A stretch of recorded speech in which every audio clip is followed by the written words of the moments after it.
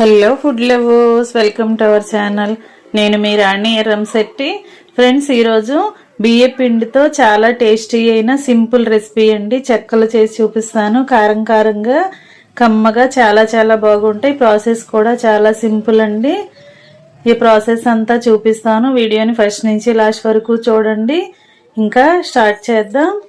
2 కప్పుల పొడి బియ్య పిండి తీసుకోండి. పచ్చిశనగపప్పు, పెసరపప్పు నానబెట్టుకుని ఉంచుకోండి. కరివేపాకు తీసుకోండి. పల్లీల పొడి తీసుకోండి. తెల్ల నువ్వులు కూడా తీసుకోండి. కొత్తిమీర కూడా తీసుకోండి. కుకింగ్ స్టార్ట్ చేద్దాం. స్టవ్ ఆన్ చేసుకుని కళాయి పెట్టుకుని 2 కప్పుల వాటర్ పోసుకోండి. 2 కప్పుల బియ్య పిండికి 2 కప్పుల వాటర్ అండి. వాటర్లో టేస్టీకి సరిపడా సాల్ట్, కారము వేసుకోండి. చిటికెడు పసుపు కూడా వేసుకుని నానబెట్టుకున్న పెసరపప్పు, నానబెట్టుకున్న శనగపప్పు వేసేసుకోండి.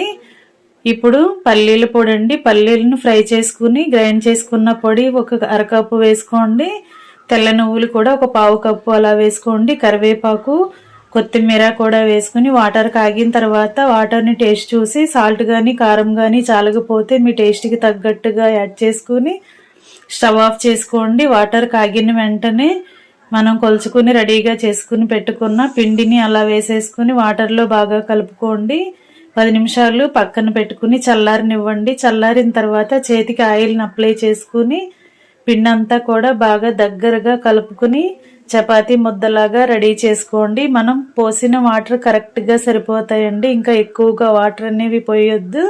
చల్లారిన తర్వాత పిండిని చేత్తో పిసుకుతున్నట్లుగా కలిపితే ఇలా పిండి ముద్ద అనేది రెడీ అవుతుంది. ఇప్పుడు చేతికి ఆయిల్ అప్లై చేసుకుని పిండి నుండి చిన్న చిన్న పిండి ముద్దల్ని తీసుకుని బాల్స్ లాగా రెడీ చేసి పెట్టుకోండి. ఇలా ఒక్కొక్క పిండి ముద్దని తీసుకుని ముందుగా రెడీ చేసి పెట్టుకున్నట్లయితే మనం చెక్కలు ఒత్తుకోవడానికి ఈజీ అవుతుందండి. అంతేకాకుండా చెక్కలన్నీ కూడా ఒకే సైజులో కరెక్ట్గా చేసుకోవచ్చు. అన్నీ కూడా డీప్ ఫ్రై చేసినప్పుడు ఈవెన్గా ఫ్రై అవుతాయి.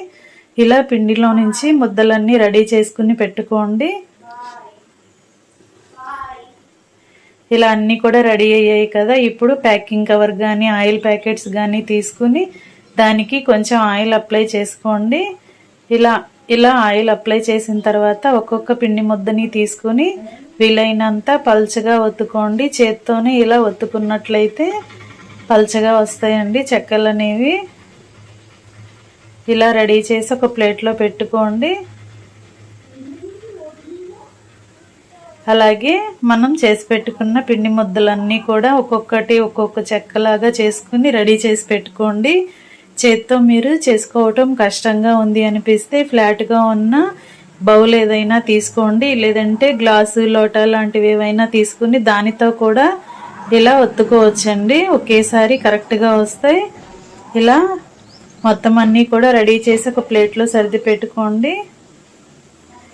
ఇప్పుడు కళాయి తీసుకుని డీప్ ఫ్రైకి సరిపడా ఆయిల్ పోసుకోండి. ఆయిల్ స్టవ్ ఆన్ చేసుకుని కళాయిని స్టవ్ మీద పెట్టుకుని ఆయిల్ కాగించుకోండి. ఆయిల్ మీడియంగా కాగిన తర్వాత చెక్కల్ని ఇలా ఆయిల్కి పట్టినన్ని వేసుకోండి. ఒకవైపు బాగా ఫ్రై అయిన తర్వాత వేరొక వైపు ఫ్రై చేసుకోండి. మీడియం ఫ్లేమ్లో ఫ్రై చేసుకున్నట్లయితేనే మాడకుండా చెక్కలు అనేవి టేస్టీగా క్రిస్పీగా ఫ్రై అవుతాయండి. ఫ్లేమ్ని హైలో పెట్టామంటే వేసిన వెంటనే కూడా ఫాస్ట్గా మాడిపోతాయి. తొందరగా వేగిపోయి టేస్ట్ అనేది చేదుగా వచ్చేస్తుందండి. అందుకే మీడియం ఫ్లేమ్లో పెట్టుకున్నప్పుడు మాత్రమే చెక్కలు అనేవి క్రిస్పీగా ఈవెన్గా లోపల వరకు ఫ్రై అవుతాయి. ఇలా ఫ్రై అయిన తర్వాత తీసుకుని వేరొక ప్లేట్లో పెట్టేసుకోండి. ఇలా ఆయిల్ అంతా కిందకు వచ్చేసే వరకు కళాయిలో పెట్టుకుని తీసి వేరొక ప్లేట్లో పెట్టుకోండి. అదేవిధంగా మనం చేసి పెట్టుకున్న చెక్కలన్నీ కూడా డీప్ ఫ్రై చేసుకుని రెడీ చేసుకోండి. ఇంకా స్టవ్ ఆఫ్ చేసుకుని సర్వింగ్ ప్లేట్లోకి తీసుకోవటమే ఎంతో టేస్టీగా ఉండే కమ్మని కారం చెక్కలండి. శనగపప్పు కారం చెక్కలు చాలా చాలా టేస్టీగా ఉంటాయి. వీడియో నచ్చినట్లయితే లైక్ చేయండి. మీరు కూడా కుక్ చేసి ఫ్యామిలీకి సర్వ్ చేయండి. కుకింగ్ ప్రాసెస్ కానీ రెసిపీస్ కానీ నచ్చినట్లయితే మీరు కూడా కుక్ చేసి ఫ్యామిలీకి సర్వ్ చేయండి. ఛానల్ని సబ్స్క్రైబ్ చేసుకుని పక్కనే ఉన్న బెల్ బటన్ని క్లిక్ చేయండి. మరొక రెసిపీతో మళ్ళీ కలుద్దాం. Thanks for watching. నేను మీ రాణి ఎర్రంశెట్టి.